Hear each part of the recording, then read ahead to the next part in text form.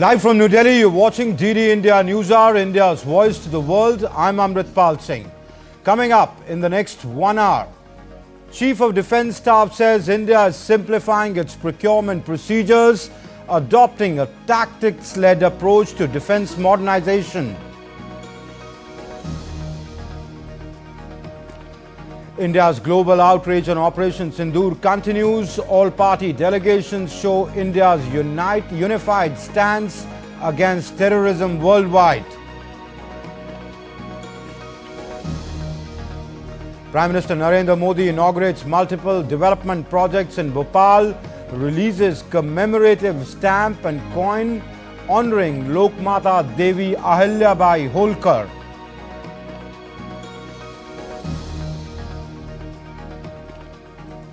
And India reaffirms commitment to glacier preservation in Dushanbe, calls for enhanced global cooperation, shared research and increased financial and technological support for developing countries.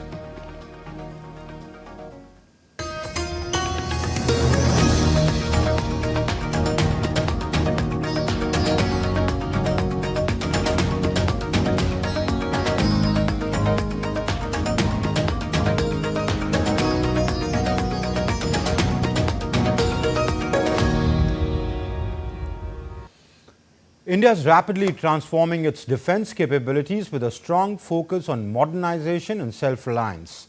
Simplified procurement procedures and cutting-edge indigenous technologies are paving the way for a more prepared and future-ready armed forces. At the recently concluded Shangrila Dialogue in Singapore, Chief of Defence Staff General Anil Chauhan outlined India's approach to defence modernisation.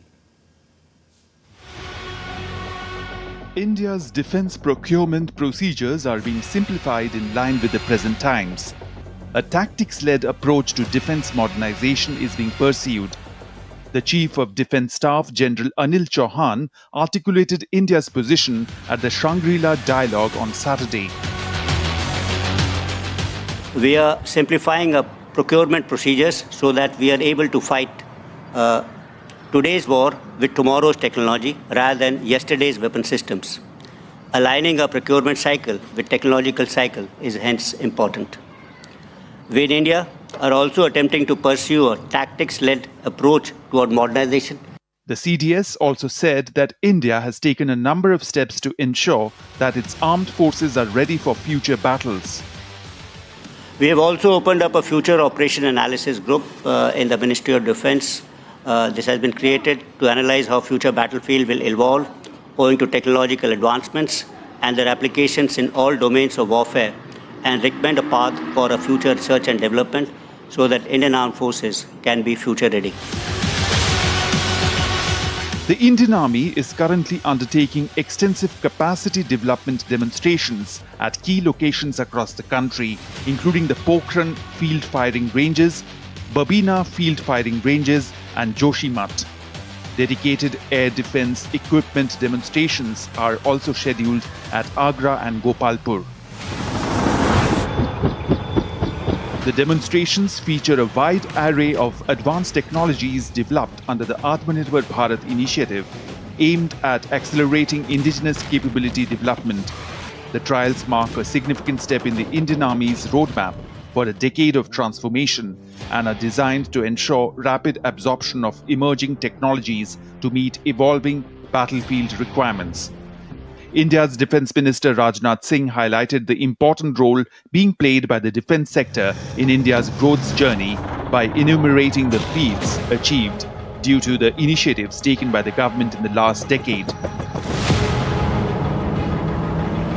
10 से 11 साल पहले जहां हमारा defence production approximately 43,000 crore हुआ करता था, वही आज बढ़कर 1,46,000 करोड़ तक के रिकॉर्ड आंकड़े तक पहुंच चुका है।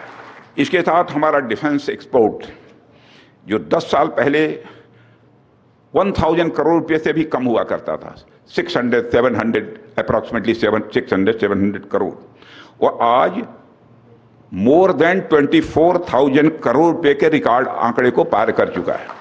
Made in India defense technology is witnessing a surge in global demand. According to the Ministry of Defence, India's defense exports have grown 30 times over the last 10 years, reaching 23,622 crore rupees in fiscal year 2024. From BrahMos to Dornier, over 100 Indian companies now export defense products to more than 100 countries. So India, once the world's largest defense importer, is now among the top 25 defense exporters globally. Bureau Report, DD India. And amid growing regional tensions, the Shangrila Dialogue in Singapore served as a crucial platform for global leaders to deliberate. On the second day of the conference, Indian Chief of Defence General Anil Chauhan reinforced India's commitment to peace and stability, while Pentagon Chief Pete Hegseth warned of China's rising military ambitions. Syed Mohammad Absarul Hassan brings us more from the dialogue. In the midst of rising tensions across the Indo-Pacific, the Shangrila Dialogue in Singapore becomes a critical stage where global leaders confront the region's most pressing security challenges. On day 2, General Anil Chauhan, Chief of Defence Staff of the Indian Armed Forces, reaffirmed India's steadfast commitment to peace and stability, while key figures like US Defence Secretary Pete Hegseth and European and Asian defence officials issued stark warnings against growing threats from China. General Anil Chauhan reaffirmed India's unwavering commitment to maintaining peace, stability and security in the region. India remains committed to contributing towards global peace and security through responsible behavior. A unique geographical position, historical experience and development aspirations inform our approach to addressing security challenges.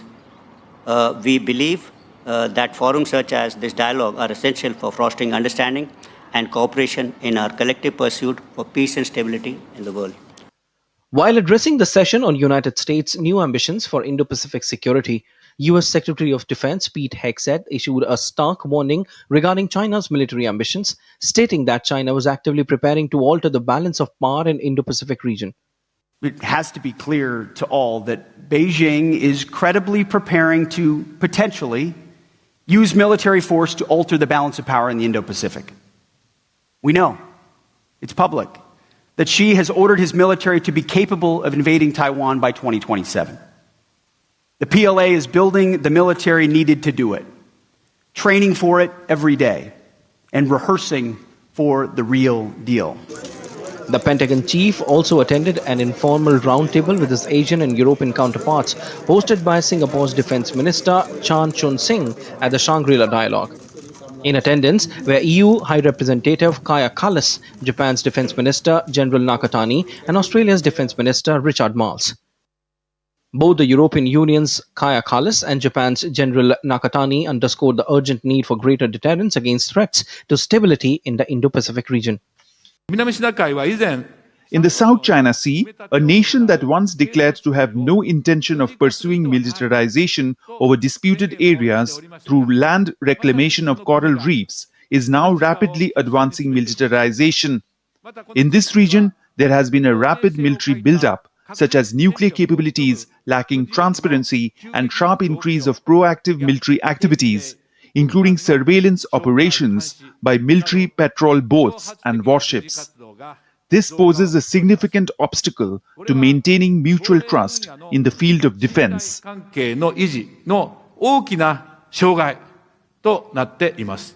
International law is the best deterrence for all countries, large and small. The rules-based global order is also the only guarantee for our safety and self-determination. When might replaces right, no border is safe.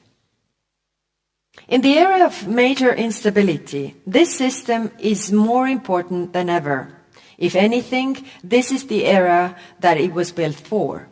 But we have to enforce the rules and reinforce them if need. As the dialogue continues, leaders from across the globe stand united in their resolve to uphold peace and security in the Indo-Pacific with a clear emphasis on deterrence, adherence to international law, and collective action to maintain stability.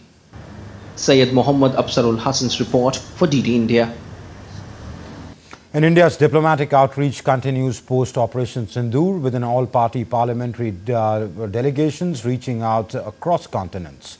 From Africa to Latin America, Indian delegations are reaffirming the country's zero-tolerance stance on terrorism.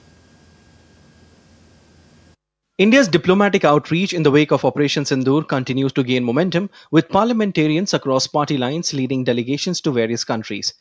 The focus is counter-terrorism cooperation, solidarity against terrorist attack, and strengthening ties with global institutions. An all-party delegation led by MP Dr. Shrikant Shinde visited Sierra Leone, where they met top dignitaries, including the Vice President, parliamentarians, and defense officials. India's zero tolerance towards terrorism was underlined, while Sierra Leone expressed strong solidarity condemning the Pahalgam terror attack. From there, the delegation headed to Liberia.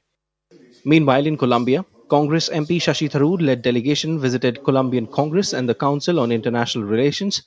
The talks centered around strengthening bilateral ties and India's approach to cross-border terrorism.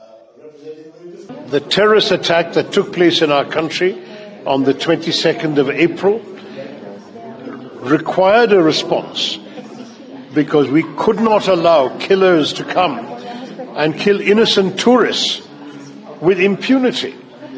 We had to respond, and we're very grateful that you have shown such understanding for our concerns. In Ethiopia, the delegation led by Supriya Sule met with Vice President of the ruling Prosperity Party in Addis Ababa. They also engaged with the African Union's Peace and Security Council Secretariat at AU headquarters. In Latvia, DMK MP Kanimori led delegation echoed India's message of unity post-Pahalgam tragedy. In Riga, we have met the foreign ministry people and parliamentarians and a think tank and also the Indian community here. They stand with India wherever they are. That is the message they wanted us to take back to India. Their support will be very important to India and to hold Pakistan accountable and get the justice India seeks. Meanwhile, in Malaysia, JDU MP Sanjay Kumar Jha was received by High Commissioner B.N. Reddy. Earlier, the delegation held talks with leaders of the National Mandate Party and Nahdlatul Ulama in Indonesia and also engaged with the Indian diaspora there. Bureau Report, DD India. Donald Trump fires another tariff salvo, doubles tariffs on steel and aluminium imports from 25% to 50%. SPI report projects Indian economy to remain the fastest growing major economy in financial year 2026. And prayers held at Mecca's Grand Mosque ahead of the Hajj pilgrimage.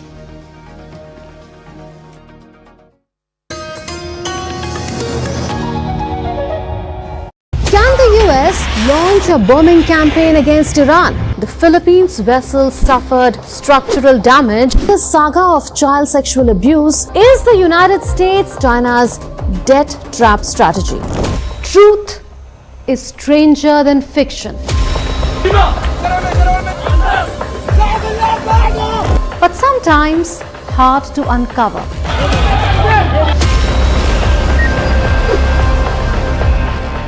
Trust us to tell the truth, unadulterated and pure, of every story that matters to you.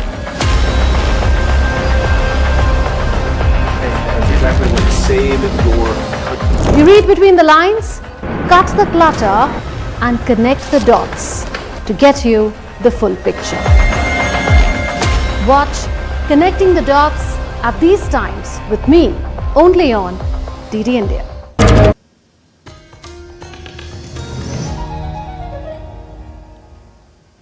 You're watching DD India Newsar. I'm Amritpal Singh. Prime Minister Narendra Modi visited Madhya Pradesh on Saturday to commemorate the 300th birth anniversary of Lokmata Devi Ahilyabai Holkar, honouring her legacy in women's welfare. During his visit, the Prime Minister inaugurated key development projects, including the Datia and Satna airports, and launched passenger services on the Indore Metro's Yellow Line. He also paid tributes to Indian women's resilience and recognized their strength through Operation Sindoor.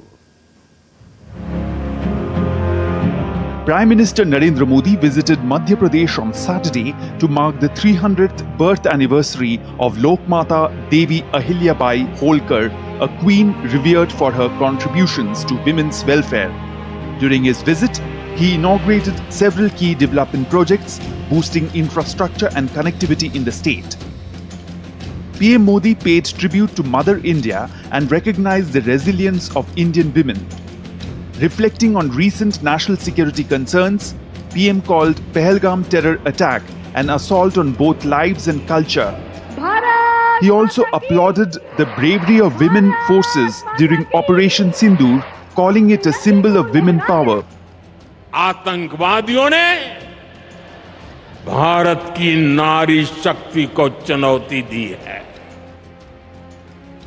ये चुनौती आतंकवादियों और उनके आकाओं के लिए काल बन गई है, काल। ऑपरेशन सिंदूर आतंकवादियों के खिलाफ भारत के इतिहास का सबसे बड़ा और सफल ऑपरेशन है। In honor of Devi Ahilyabai, PM Modi released a commemorative postage stamp and a 300 rupee coin. He also presented the Devi Ahilyabai National Award to a tribal woman artist, highlighting her legacy and contributions to women's empowerment. PM Modi recalled how Ahilyabai established a women's unit in her army, an initiative that lasted centuries. As part of infrastructure development, PM Modi inaugurated Datia and Satna airports to improve regional connectivity and boost local industries. PM also launched passenger services on the Indore Metro's Yellow Line to ease traffic and pollution. To support rural governance, PM Modi transferred 480 crore rupees for the construction of 1,271 Atal Gram Sushasan Bhavans, which will provide permanent infrastructure for Gram Panchayats, enhancing administrative efficiency. Bureau Report, DD India. Civil defence drills or mock drills were held across Punjab, Haryana, Rajasthan, Gujarat, Chandigarh and Jammu and Kashmir under Operation Shield. Extensive drills were carried out across key districts in Jammu and Kashmir, including Jammu, Srinagar, Udhampur, Akhnur, Doda and Baramulla, focusing on improving response mechanisms in vulnerable areas. The second phase was aimed at addressing critical gaps identified during the initial round of exercises. Punjab and Haryana saw coordinated statewide drills involving sirens, blackouts and simulated emergency scenarios, all designed to test the readiness of civil authorities and public participation. In Rajasthan, mock drills were conducted across all 41 districts, including border areas like Jaisalmer, to enhance preparedness for potential wartime contingencies. Meanwhile, Gujarat also conducted full-scale exercises with active participation from the NDRF, the SDRF, Civil Defence and local administration, reinforcing a unified emergency response framework.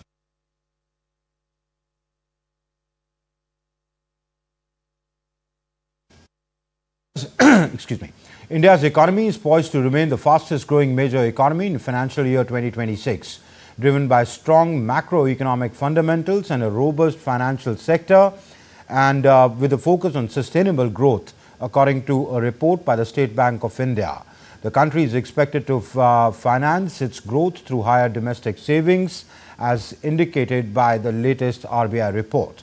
In quarter 4 of financial year 25, GDP growth was 7.4%, supported by a 9.4% rise in capital formation, driven by a recovery in the core sector.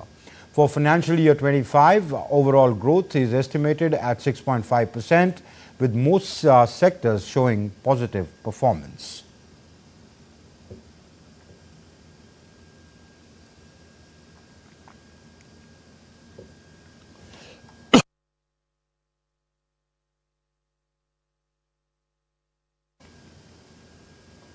In a major escalation of U.S. trade war, President Trump has announced plans to double tariffs on steel and aluminum imports, raising the duty from 25% to 50%.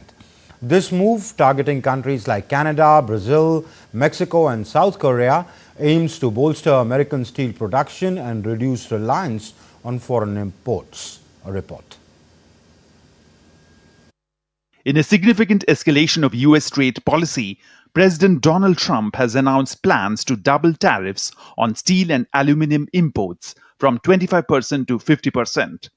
This move, which is set to take effect on Wednesday, targets imports from countries like Canada, Brazil, Mexico, and South Korea, countries that had previously benefited from duty-free access to the U.S. market.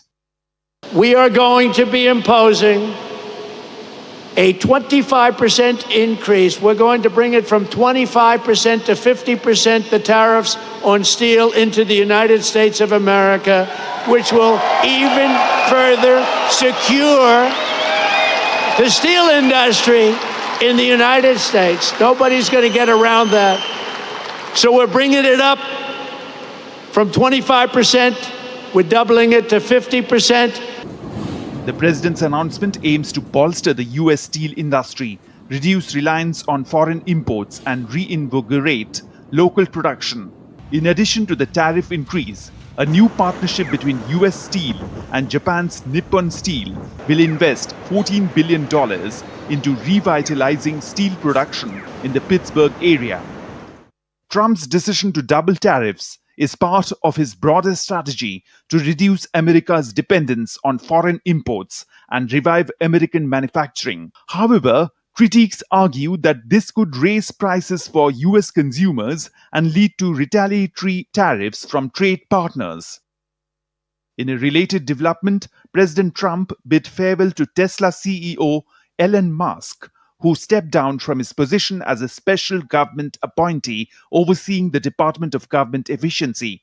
Musk, who had been a controversial yet influential figure in the administration, will remain a close advisor to the president moving forward. So this is not the end of Doge, but really the beginning. My time as a special government employee necessarily had to end. It was a limited time thing. It's 134 days, I believe, which ends in a few days. So that it comes with a time limit. But the Doge team will only grow stronger over time. The Doge influence will only grow stronger. So I think the Doge team is doing an incredible job. They're going to continue doing an incredible job, and I'll continue to be visiting here and be a friend and advisor to the president. With the tariff hike set to reshape the US steel industry and the departure of Elon Musk from his government role, President Trump's economic agenda continues to unfold. Both moves signal a new chapter for American manufacturing and digital currencies with lasting effects on global trade and innovation. Syed Mohammad Absirul Hassan's report for DD India. South Koreans are set to elect the country's new president on Tuesday, following the impeachment of Yoon Suk Yeol, who was ousted after he declared martial law last December. The vote follows months of political unrest and economic uncertainty. Leading candidates like Lee Jae-myung of the Liberal Democratic Party and conservative Kim Moon-soo of the ruling People Power Party will rally supporters in Seoul this weekend, with tens of thousands expected. Lee, ahead in the polls, has vowed justice for Yoon's actions, calling the vote a revolution. Kim, who defended the martial law bid, warns of extremist chaos, with over one-third of the voters already casting early ballots. The turnout is high. The next president faces economic challenges, a demographic crisis, and a very tense US-China dynamics impacting South Korea's global role. In Bangladesh, the Bangladesh Nationalist Party, or the BNP, has accused the interim government led by Dr. Mohammad Yunus of delaying the national election under the pretext of implementing reforms. BNP leader Salahuddin Ahmed said on Saturday that the interim government is merely showing a banana in the name of reforms. Speaking at a discussion in Dhaka, Salahuddin criticized the government for repeatedly launching phases of reform discussions without delivering any concrete results. Earlier on Friday, the Left Democratic Alliance, which is a coalition of left-leaning political parties in Bangladesh, called for the national election to be held by December this year. Let's now take a look at some other stories making news around the world. Funerals were held for female migrants, including children who tragically died when their boat capsized near La Restinga port on the island of Al Hierro, Canary Islands. The capsizing occurred just meters from the shore, cutting short the hopes of those seeking a better life in Europe. Vietnamese authorities have seized thousands of fake products, including imitation Rolex watches and Prada handbags during a raid at a shopping mall in the business hub Ho Chi Minh City. The raid at the Saigon Square shopping mall comes as Vietnam steps up its fight against counterfeits and digital piracy. Cheering spectators and dragon boat race teams rode to life in Hong Kong on Saturday as the city celebrated the annual Dragon Boat Festival. 46 teams competed in the Aberdeen Dragon Boat Race, with rowers coming from schools, companies, professional dragon boat teams.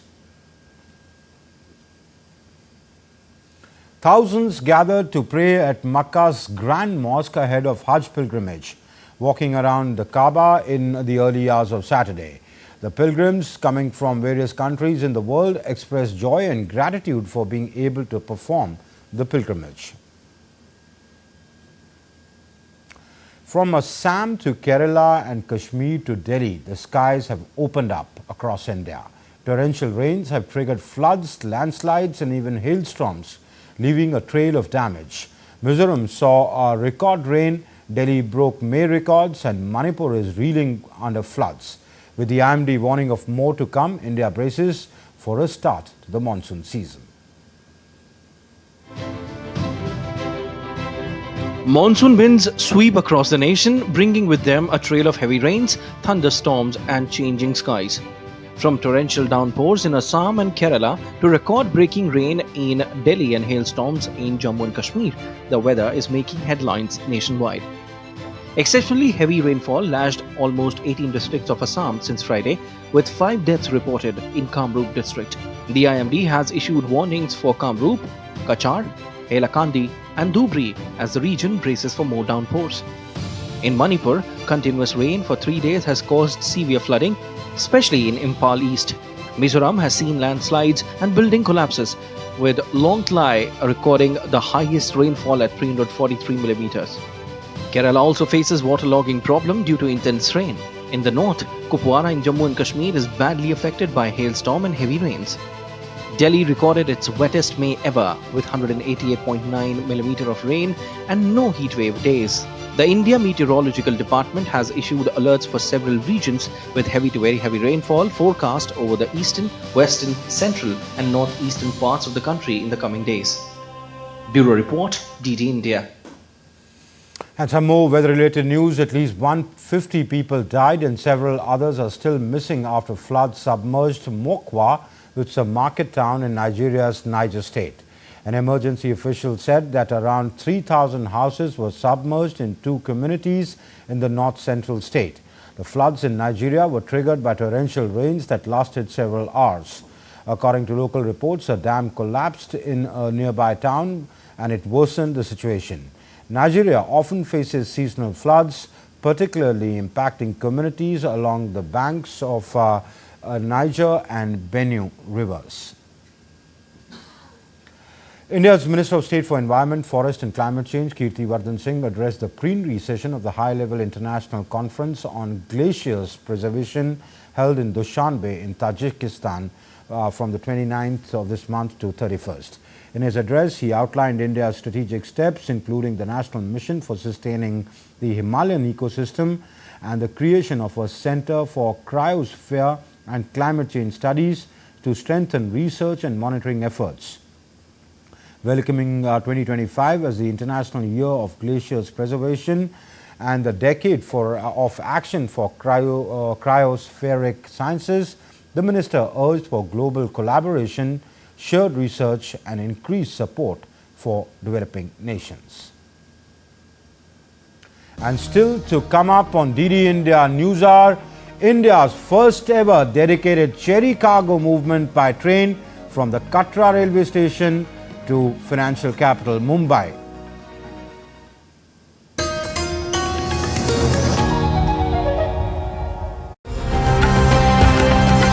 Welcome to Orwell. In the heart of Tamil Nadu, a city without borders is rising. A dream of unity, rooted in spirit and shaped by hands from around the world. Where sustainability is a way of life and education means self-discovery. This is a place where human spirit meets with the divine. Watch the special broadcast on these times, only on DD India.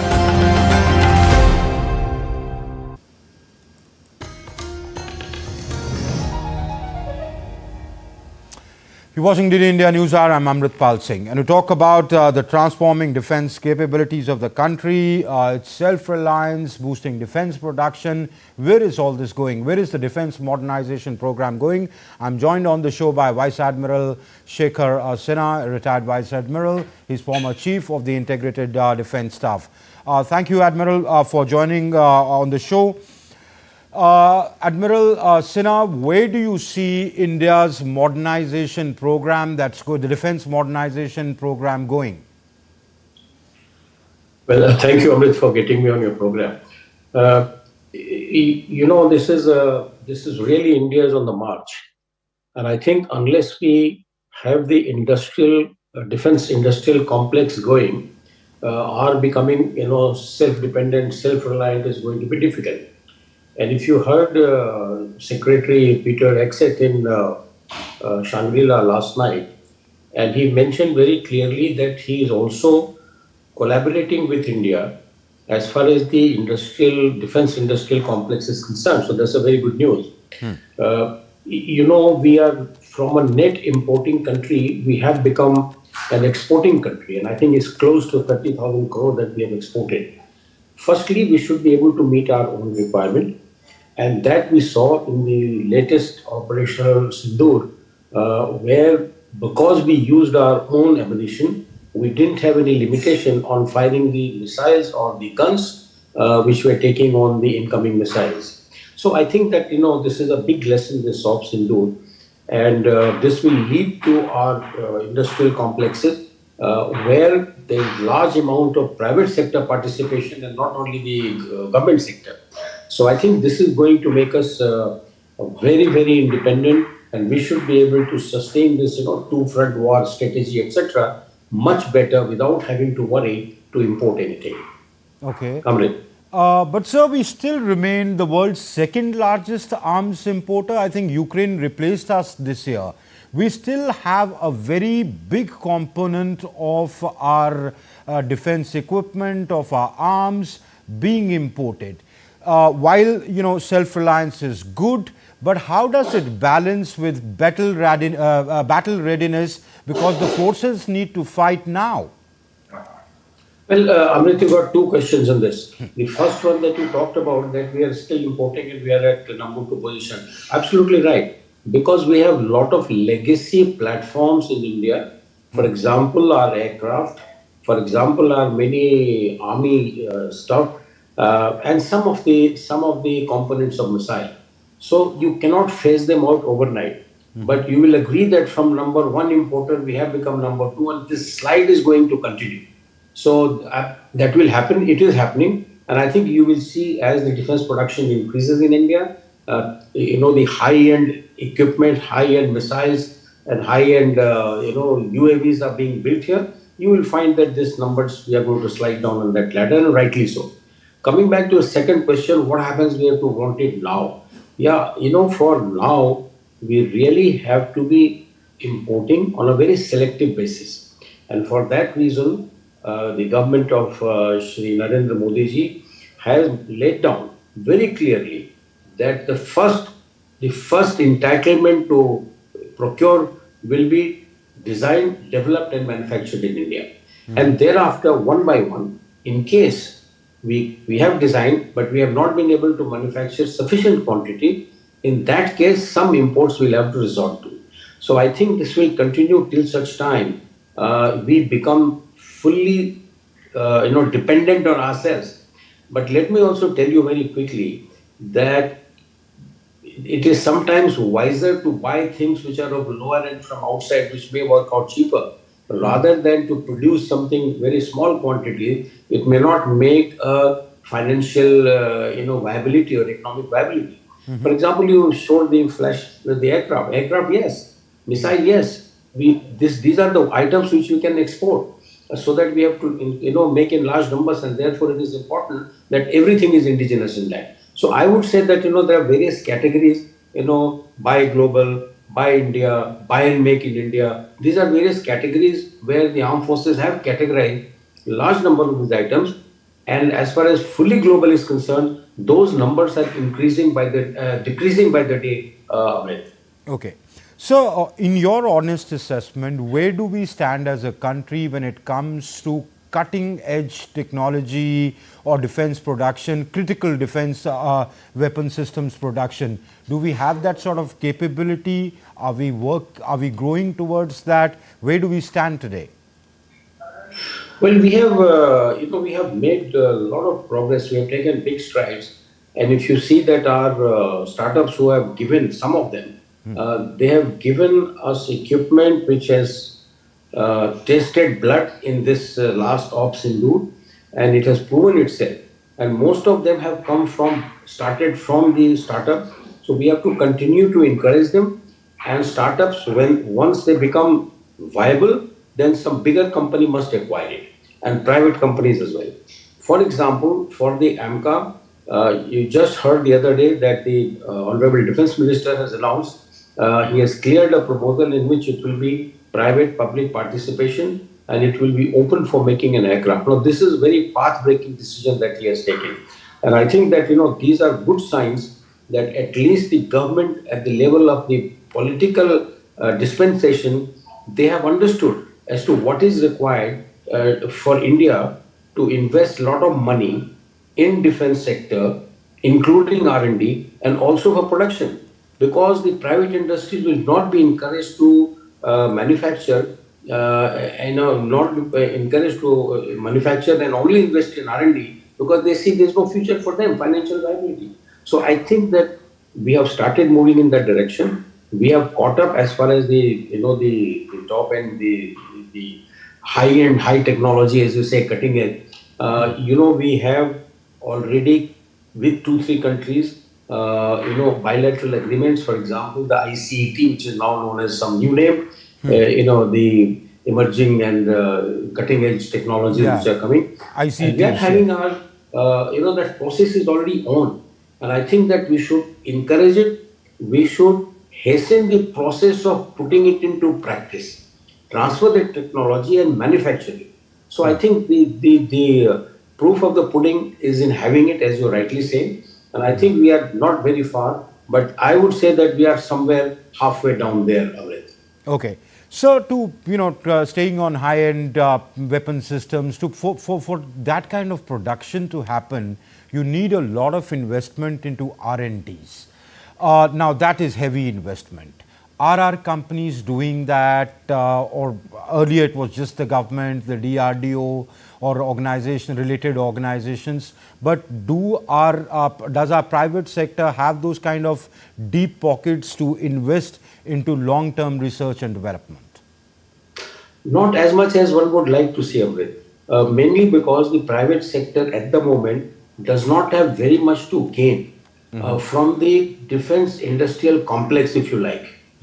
Only when we start getting their participation in manufacturing, like for the AMCA project, and I would go to the extent of saying that even for manufacturing of missiles, most of it could be privatized, except for the integration part, which should remain in the sole domain of the PSUs or the DRDO. And that, if that happens, and I think we're heading in that direction. For example, Akash missile, there is no harm in industry making the outer casing and putting the propellant inside. As far as integrating it with the homing aid is concerned, let it remain with BEL. let it remain with DRDO. So it will give them some incentive of making it economically, financially more viable, and only then they will be able to invest money on R&D. There have been a lot of requests from the three chiefs, you heard them on CIA conference, that kindly, because you are making money now, you should invest in R&D and use that R&D with the help of DRDO for manufacturing something more. So I think that process has begun. I would like to put the figures, but I think the Tatas are spending a lot of money for R&D. Similarly, some other companies will also come up. There are not enough companies involved in defense manufacturing at the moment, but I think by privatizing most of these PSUs, defense PSUs, only keeping the core integration part with the PSUs will help. Okay. So, the modernization program is only as good as how do you weigh or how do you punch compared to your adversaries. Given the adversaries, given India's adversaries, where do we stand vis-a-vis them when it comes to modernization of the whole military, the modernization of military, including defense equipment? You know, as far as our Western neighbor is concerned, Amrit, I don't think we should talk about them because they have nothing of their own. As far as I see it, it is a vassal state. It is a front state of China, our northern neighbor. But Sir, can I stop you here and ask you? This is often said about Pakistan, well, we don't even need to compare with them. We have numerical superiority, we have technological superiority, and they are dependent on China. But all said and done, even during this operation, they use Chinese equipment, so they remain an adversary. How does it matter if China gives it to them? Till the time they're using it against you, they remain an adversary, and a formidable one at that. Yeah, you're quite right. My only point was that it does not make it on its own, and therefore we do not have a technology challenge from that end. Okay. We have a fighting challenge because our northern neighbor is giving its top-end equipment and platforms to Pakistan to fight with us. So that is true. But basically, I look at even this of Sindoor is actually a battle between Indian technology, Indian import versus Chinese technology. Pakistan is only a front team, if you like. Okay. So you can say that it is one front war for us. It's not really two front, because it is all Chinese equipment right from the western border till our eastern border. So I would believe that this is one big front that we have as far as technology is concerned to face. Yeah, it is coming from different directions, but that is how it will happen in war. You know, you will not know where the enemy is coming from. So coming back to that, as far as China is concerned, Amrit, China is moving ahead in order to replace the United States of America from #1 position in the world. It may not be there, but it is working very hard. My own gut feeling is that, you know, it may never happen because, you know, the Americans are very innovative. You know, they invent, they're inventors. China is only, you know, progressing forward from a stolen technology, stolen IPR. But even to catch up with China, we are working hard. I won't say that we are there, but we have sufficient to take on the Chinese threat, even if it happens in the entire domain of our northern and western borders and at sea. At sea, we are positively, you know, in a very good situation. You know, our Navy is much stronger as far as the firepower is concerned. But on the land border, yes, we have to continue to increase our capacities, capability we have, because we know what to fight with. We are already having it. But the numbers have to be increased fairly rapidly, and that is where I'll come back to the first point that you made, that the defense industrial complex has to go at a very high speed, open more factories, open more lines to manufacture very similar things, get the private sector involved, make it financial viable for them also to make profit. They will not work for loss. PSUs can work for loss, but you know, the private sector will not work for loss. So their involvement, our export has to continue increasing simultaneously, which is happening. You see, we have already exported to 3-4 countries now. Yeah. Not only missile, even the guns are being exported. So I think that having started so late, maybe I would say after 2014, after Prime Minister Modi has come into power, that he has given a push. Prior to that, do you know that export of weapon systems was not prohibited by our law? That's the first hurdle that he has removed. And that is how from almost zero we have come to nearly 30,000 crores. So I think that we are moving, we have to increase our pace. But as far as our adversaries are concerned, let me tell you, our armed forces are quite capable of making better use, good use of the same equipment what the other countries are making use of. Okay. All right. We leave it there. Vice Admiral Shekhar Sinha, thank you very much for taking out time and sharing your insights. Thank you, sir. Let's now take a look at other stories making news. In a major setback for RJD Chief Lalu Prasad Yadav, the Delhi High Court has dismissed a plea moved by him seeking to stay the trial court proceedings in the corruption case related to alleged land for job scam case registered by the Central Bureau of Investigation. A court in Uttar Pradesh's Mau district on Saturday convicted Mau Sadar MLA Abbas Ansari for a hate speech made during 2022 assembly elections. He has been sentenced to 2 years in jail. In a historic and pioneering initiative, Indian Railways, in collaboration with the Horticulture Department, has commenced the first ever dedicated cherry cargo movement from the Katra railway station in to India's financial capital, Mumbai. Rare Arctic bird Sabine's gull has been spotted at Gujarat's Nul's Rover, the largest natural wetland in the Thar Desert. According to eBird database, the latest recorded sighting of this rare Arctic bird in India was in Kerala in 2013. And still to come up on DD India Newsar, at the Asian Athletics Championships in South Korea, India's Sachin Yadav bagged silver in javelin thrown event. And a special report on the Khajuraho World Heritage Site.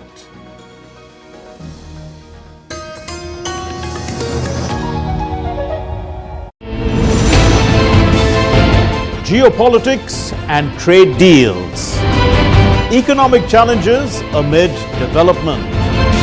Hard work and the path to prosperity. It's the economy always.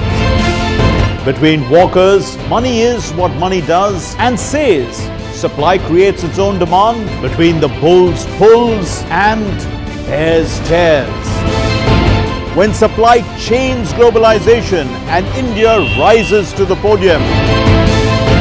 We'll get you centered with the economic brief at 8 p.m. every Thursday on DD India.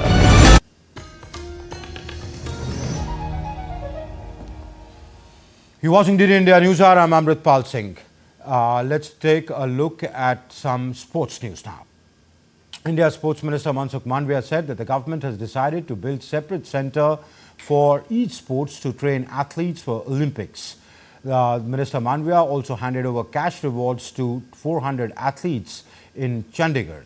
The minister said that Chandigarh is the hub for athletes with good sports infrastructure. Athletes from the city performed well as well. मैंने विचार करा है हर एक sports के लिए एक Olympic centre बनाना है। देश में 12 साल से लेके एलिट एथलीट तक 100 से 150 एथलीट को आइडेंटिफाई करके एक ओलंपिक सेंटर में रखना है। India's Sachin Yadav delivered a personal best to secure the silver medal in the men's javelin throw event at the Asian Athletics Championships in Gumi city of South Korea on Saturday. Sachin Yadav, who stands 6 feet and 5 inches tall, logged 85.16 meters, while Arshad Nadeem of Pakistan bagged gold, and Japan's Yuta Sakiyama claimed bronze. Meanwhile, Parul Chaudhary continued her stellar form by bagging silver in the women's 5,000 meter race. In the women's 800 meter race, Pooja Singh claimed bronze. India's Vidya Ramraj secured bronze in the women's 400 meter hurdles event. India ended the Asian Championships with 24 medals, including 8 gold, 10 silver and 6 bronze. India finished second in the medal table behind China's tally of 26.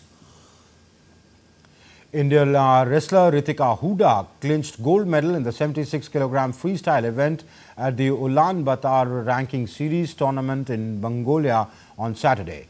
Ritika took a close 5-2 win over former world champion Enk Amarin Dawansan in the final round. Meanwhile, there were 4 more medals on the day for India: silver for Deepak Punia, Shiksha Pushpa, and bronze for Jaideep.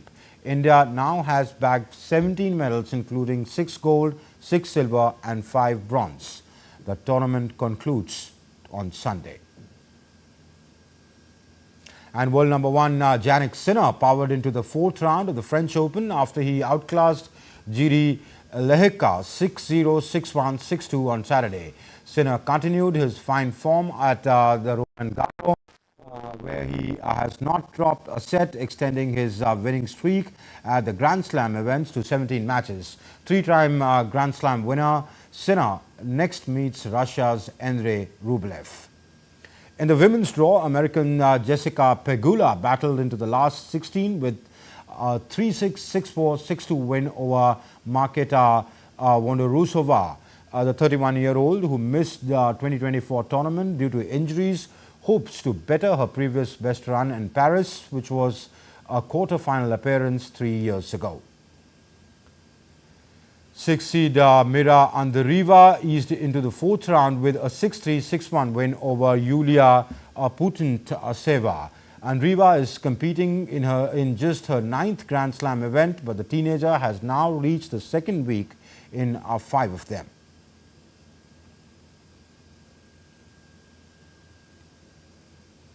India is home to 43 UNESCO World Heritage Sites. The one such includes the iconic Khajuraho group of monuments. The temples are famous for their northern Indian temple art and architecture of the Chandela dynasty. They strike a perfect balance between architecture and sculpture. Take a look at this special report. Some stories are not written in books. They are carved on stones. Here in Khajuraho, time, beauty and passion come together to tell India's one of the most mesmerizing tales. Let's take a look.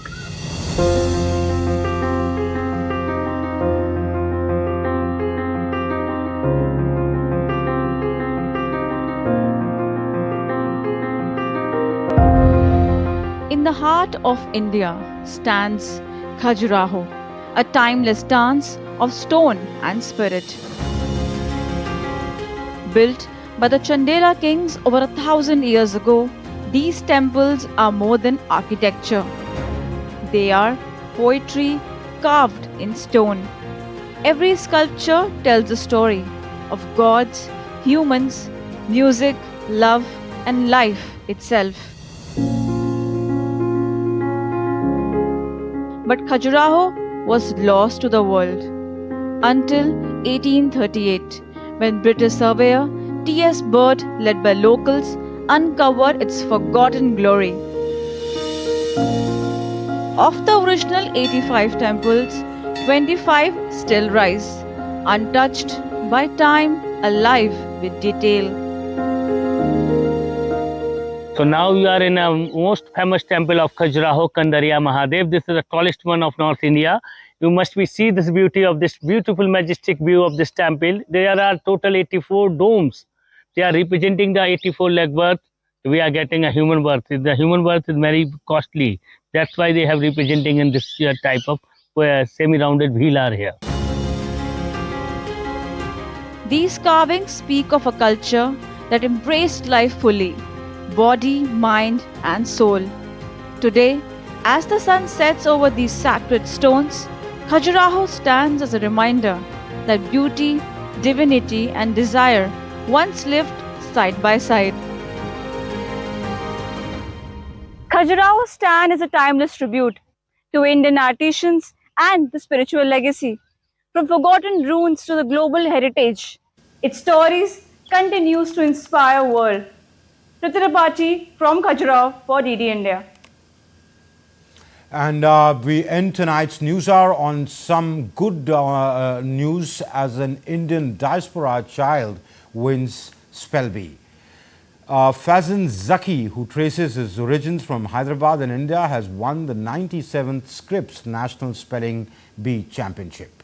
The 13-year-old Fazan lives in Dallas in Texas. He triumphed at the National Spelling Bee by flawlessly spelling the French word éclaircissement without hesitation. The intense competition featured 243 contestants aged 8 to 14, battling through complex words over 3 days near Washington, D.C.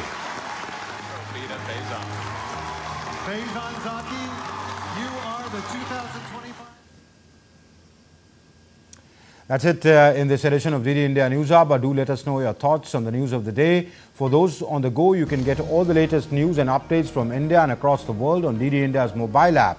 The app is available on both Android and iOS platforms. Scan the QR codes you see on your screens to download now. We'll be back with more news as it breaks here on DD India. I'm Amritpal Singh from my entire team here in Delhi. Thank you for watching DD India Newsar. Goodbye.